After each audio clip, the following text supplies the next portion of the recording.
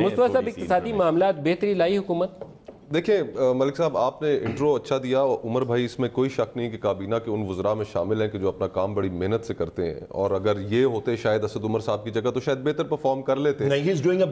لیکن قطع نظر اس سے یہ جتنی ہماری گفتگو ہے فگرز کی، ہم مختلف چیزیں کوٹ کرتے ہیں، یہ ایک عام آدمی کی سمجھ میں نہیں آتی.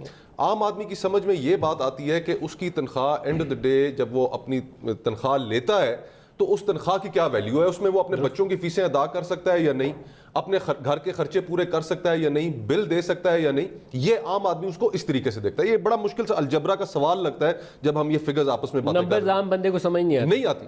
اب ہمارے ہاں جو طبقہ ہے ملک صاحب، 12,000 سے لے کے 50,000 روپے تک ماہانہ کمائی کرنے والا، وہ ہمارا سب سے بڑا طبقہ ہے.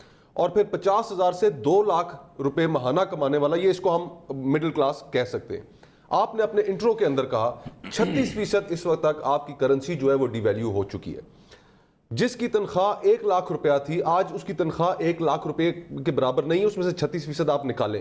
ہوش ربا اضافہ جو ہوا بجلی میں، مہنگائی میں 10%، 9% مہنگائی ہوئی، وہ آپ اس کی تنخواہ سے نکالیں. یوٹیلیٹیز کی قیمتیں اوپر گئی، تو اس آدمی کے پاس بچا کیا؟ اس وقت جو سب سے خطرناک بات ہے میری نظر میں وہ یہ ہے کہ جو مڈل کلاس آدمی ہے وہ تیزی سے جا رہا ہے غربت کی طرف، اور جو غریب آدمی ہے وہ کچلا جا رہا ہے. تو یہ حکومت کے جو پچھلے 8 مہینے ہیں، یہ سارا اسی کے اندر کیا دھرا ہوا ہے. اگر آپ کی معیشت کو IMF کہتا ہے، یونائٹڈ نیشنز کا ادارہ کہتا ہے کہ 2.5% اگر آپ کی گرو کر رہی ہے، افغانستان کی بھی اتنی گرو کر رہی ہے، اور مالڈیوز ایک چھوٹا سا جزیرہ وہ آپ کی معیشت سے زیادہ ترقی کر رہا ہے. پوری ریجن میں بنگلہ دیش 7.2% پہ گرو کر رہا ہے، انڈیا 7.5% پہ گرو کر رہا ہے، اور ہم افغانستان سے ہمارا موازنہ کیا. اگلے سال ہماری جو گروتھ ہے افغانستان سے بھی کم ہے. اگلے سال افغانستان سے بھی. اور میں یہ سمجھتا ہوں ملک صاحب کہ اس وقت اکانومی جو ہے وہ نیشنل سیکیورٹی ایشو بن چکی ہے. ہمارے کوئی انڈیا کے ساتھ تعلقات سب کے سامنے ٹھیک نہیں ہے، کسی بھی وقت کچھ بھی ہو سکتا ہے.